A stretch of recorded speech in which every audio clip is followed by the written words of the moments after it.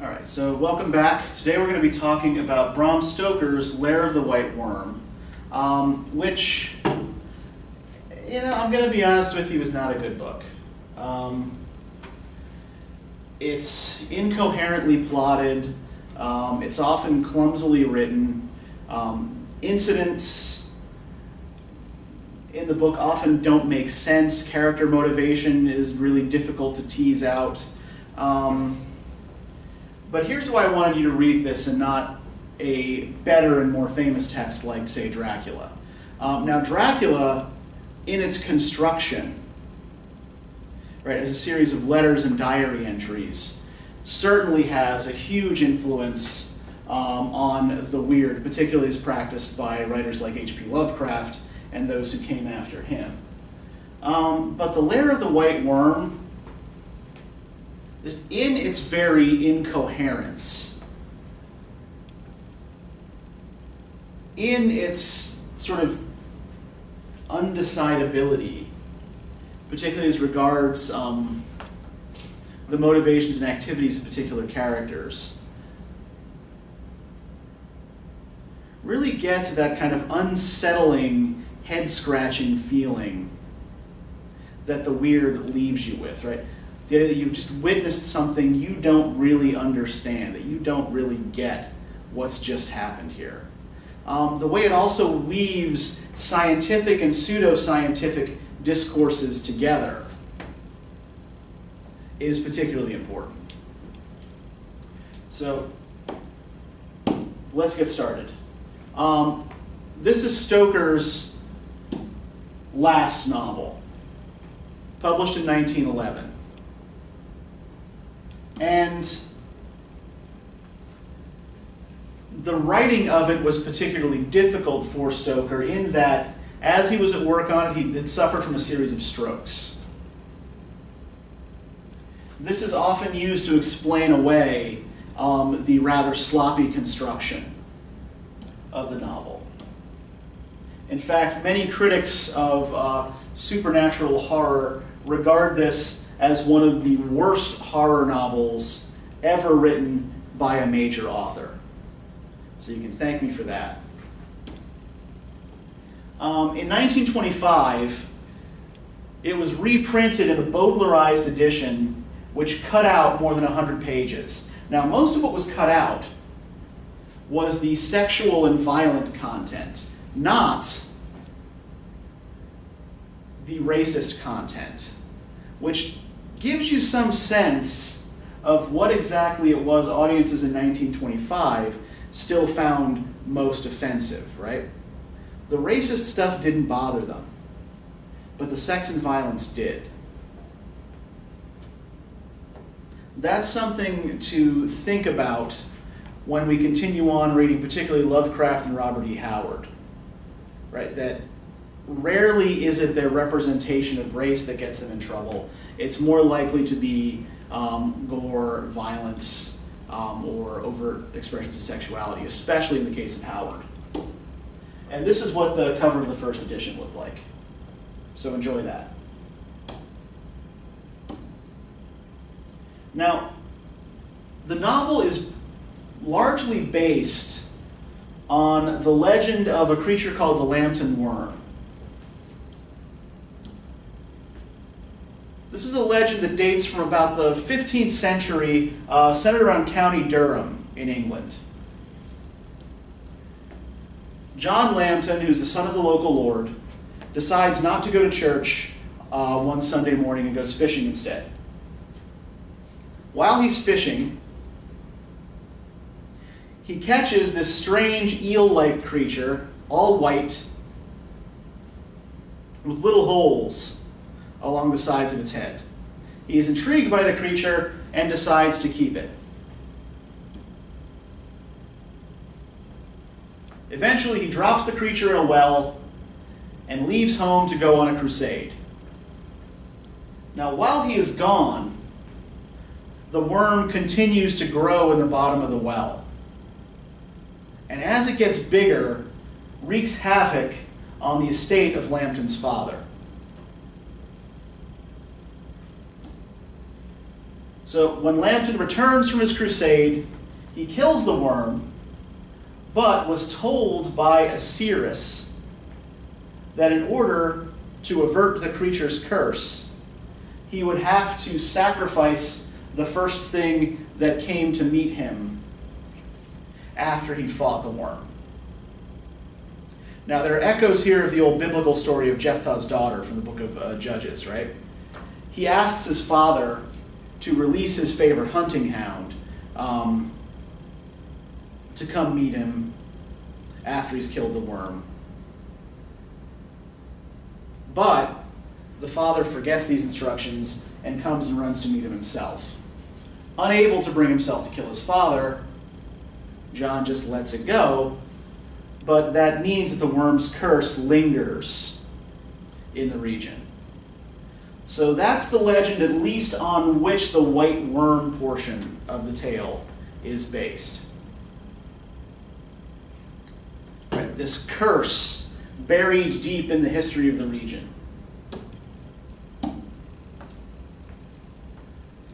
But much of the tale is taken up with the kind of tension between science and folklore that we've seen elsewhere, that we've seen in Arthur Machen, that we've seen, or that we will certainly see as well in H.P. Lovecraft. And I probably should have said, should have included pseudoscience in the folklore category as well. We'll get to that in a moment. So the scientific discourses that we see popping up in the novel, right? Zoology, right? We have the enmity of the mongoose and the snake. And like, honestly, the guy who sells mongooses, like, there should be a certain point at which he just refuses to sell Adam Salter any more mongooses. It's like, I don't know what you're doing to all of them, but stop it. Archaeology, in its discussion of the Roman and Celtic ruins. Chemistry, right? Adam uses dynamite to destroy the monster. Geology. The whiteness of the worm is explained by the china deposits that run through the region. Paleontology. Essentially, the enemy here is an extremely ancient dinosaur. Eugenics, more on this in a moment. Now, I probably should have put this actually over in the other category as well that contains pseudoscience. Now, the other thing to note here is that science, for all of these characters, is an amateur pursuit. None of these guys are professional scientists, right? We have, a rancher from Australia and a diplomat, a retired diplomat, in whom most of the scientific discourses are couched. Science. Here we have Lady Arabella unknowingly pulling the magnesium wire from Edgar Caswall's tower to her own home, not realizing that it's going to catch fire and destroy, and set off the dynamite that'll kill her. Now, as far as the folkloric and pseudoscientific discourses are concerned here, right? One,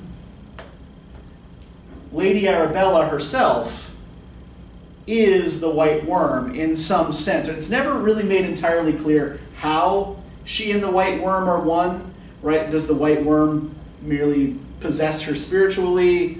Does she turn into the white worm? Hard to say.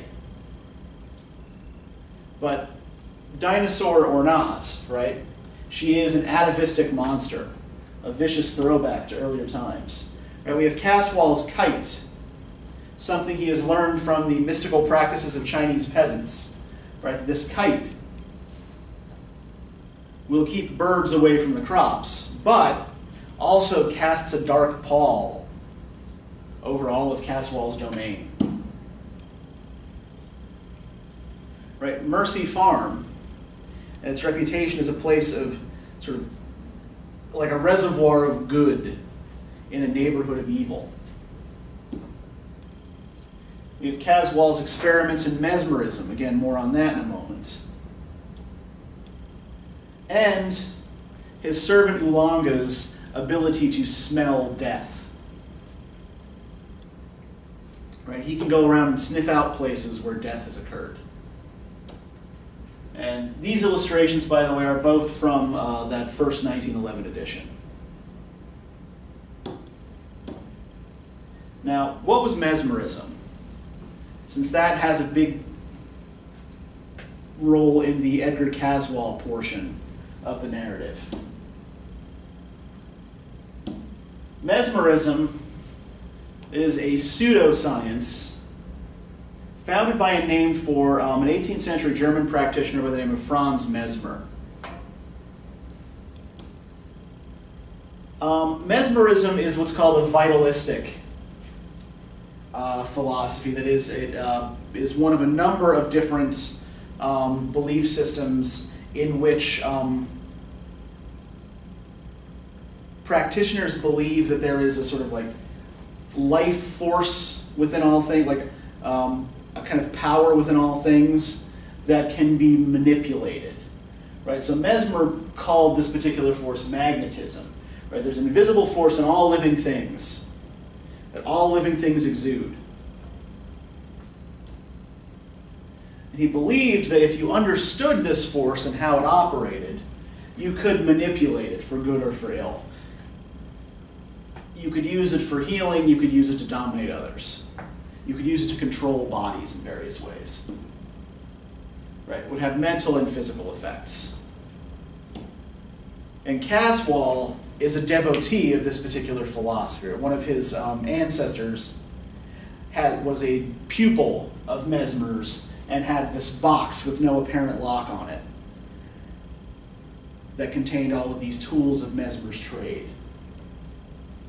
And Caswall seems to use this power to particularly try to dominate Lilla Watford. Right? The more nervous she grew, the harder Mr. Caswall stared. It was evident to me that he had come prepared for some sort of mesmeric or hypnotic battle.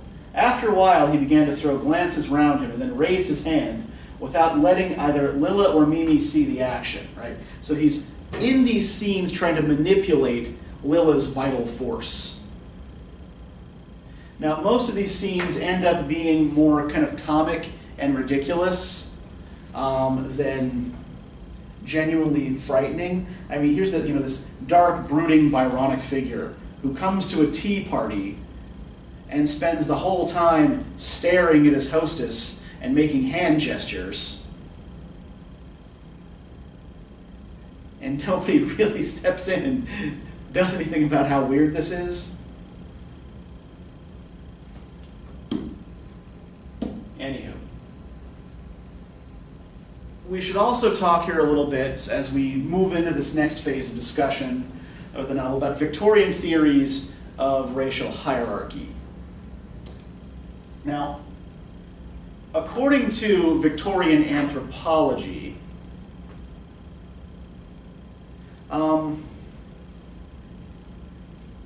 different races and ethnicities, in fact, even what we would simply class as different ethnic groups, were often classed as different races by Victorian anthropologists. Right? For example, they distinguish among white people, white Europeans, they distinguished between those of Germanic descent,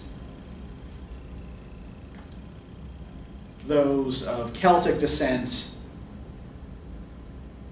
and those of those of Roman descent.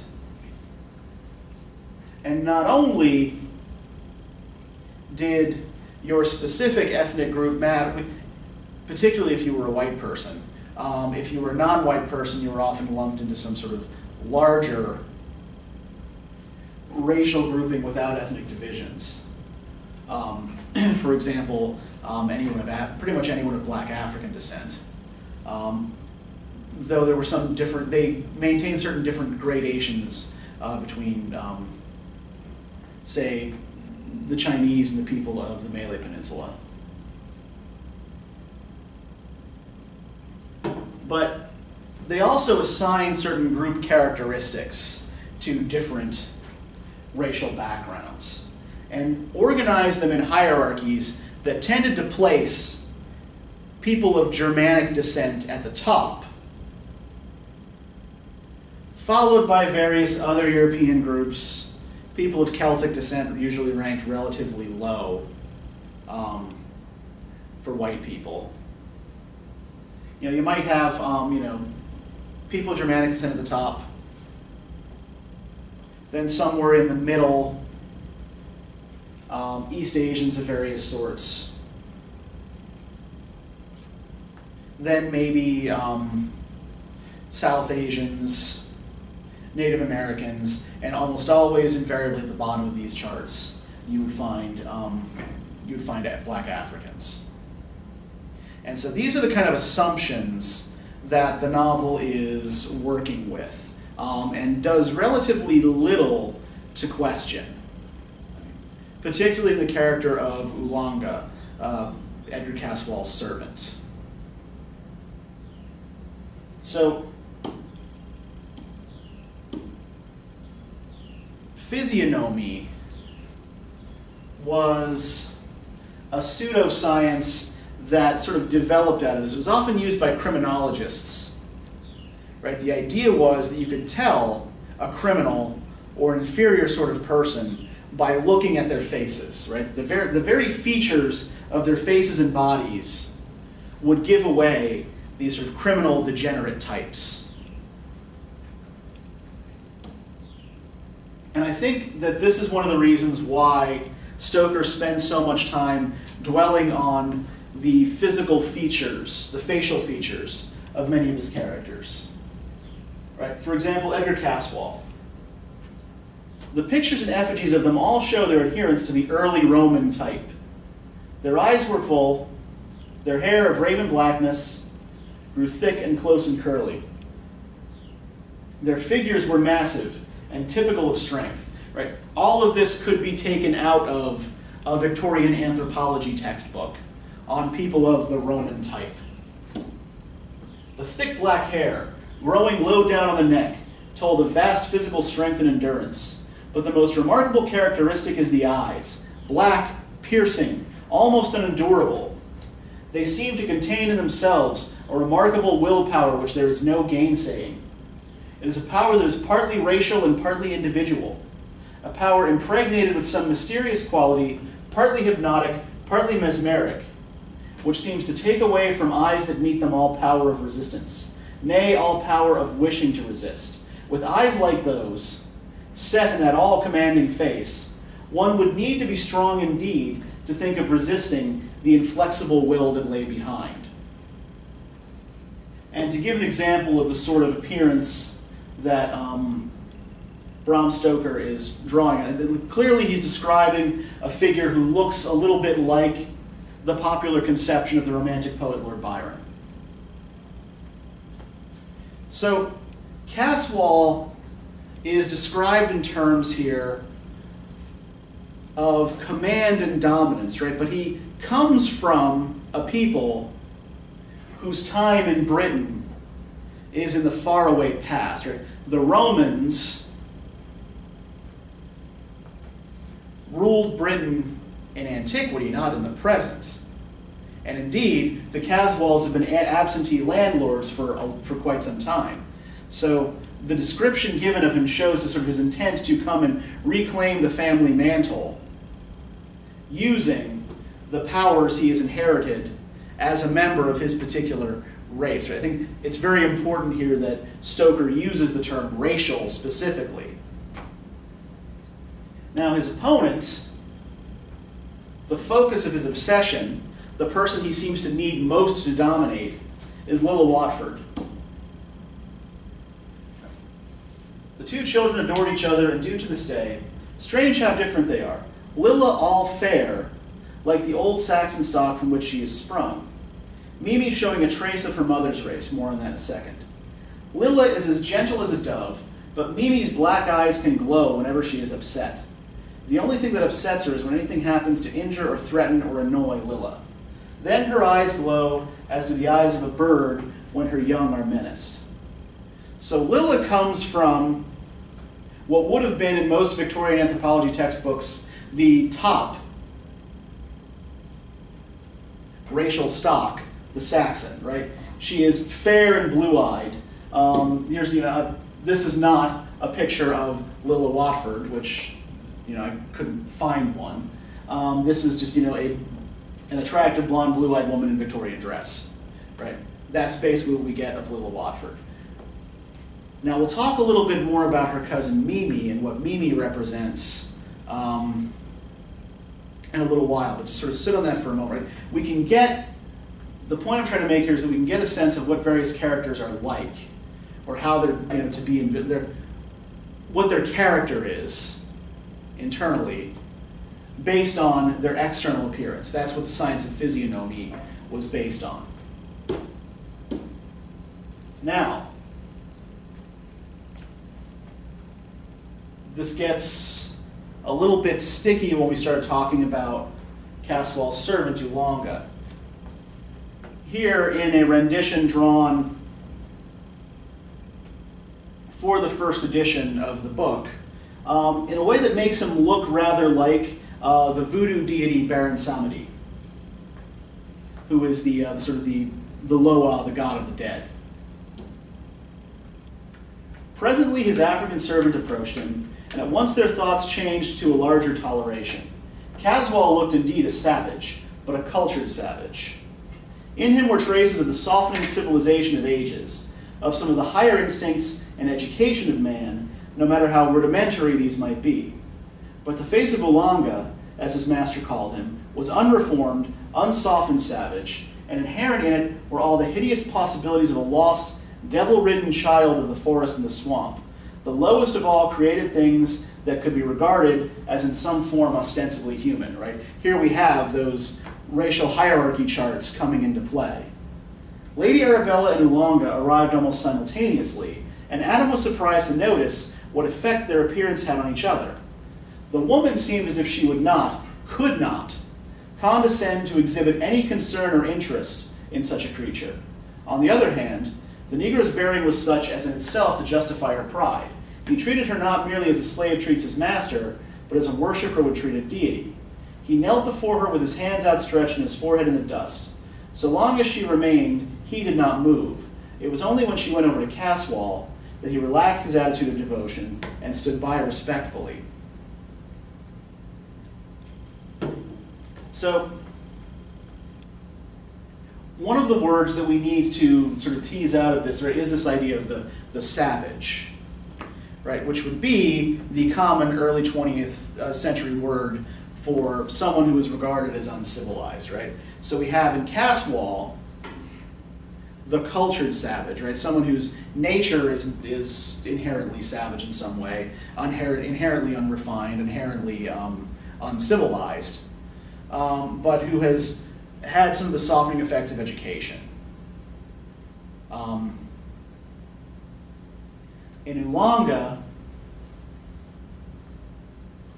right, we have unreformed, unsoftened, savage, lost, devil-ridden child of the forest and the swamp, right? So he is referred to in terms of alien belief systems and alien, even alien landscapes, right? Oolanga is one who does not belong, as he's described here, on British soil, and indeed worships arguably the most British character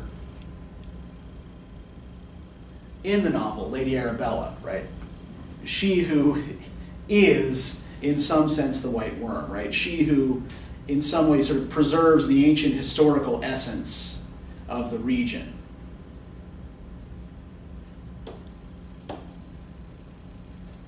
Now, to move on here to Lady Arabella herself, right, here shown dancing in triumph in the forest. She was clad in some kind of soft white stuff, which clung close to her form, showing to the full every moment of her sinuous figure. She wore a close-fitting cap of some fine fur of dazzling white.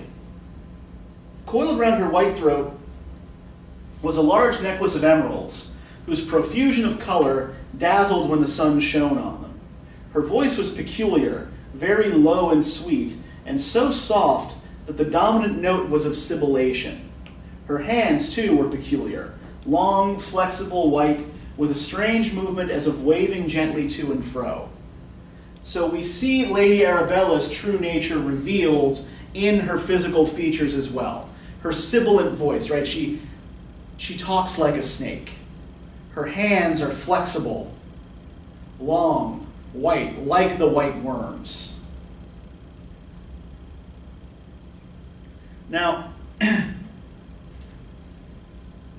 it would behoove us to think about where Mimi Watford fits into all of this as well, given that she is not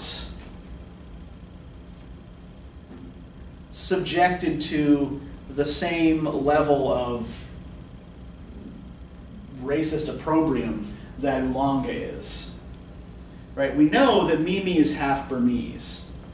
So why is it that she is perfectly accepted into society and is regarded as a fitting mate for Adam, while Lady Arabella rejects Oolanga, and Oolanga is described in such specifically racist terms? Now, I think some of it has to do, again, with those sort of hierarchy charts that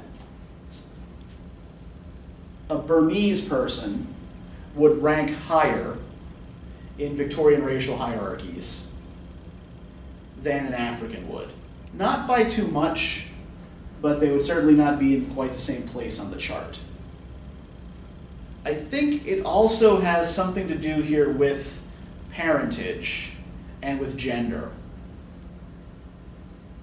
It seems to be more or less okay for a man to marry a colonized woman, right? We know, for example, that Mimi's father was English and her mother was Burmese. Adam is Australian but of English descent, and he's going to marry a woman who is half Burmese. Oolanga, as a black man, lusting after a white woman, represents a kind of threat to that gendered racial social order, right? Which is why Lady Arabella mocks his attempts to, she mocks his proposal to her and eventually destroys him. That's the best I can come up with on this anyway. And I think that sort of the idea that some of the major characters, particularly the most important heroes in the text, Adam and Mimi, are not British born, that they come and bring new energy from other places into this region is important, but I'm not really quite sure what to do with that yet. So that might be something for you to think on. Now, the other thing I want us to think about is the white worm itself, which we've not really talked too much about directly yet.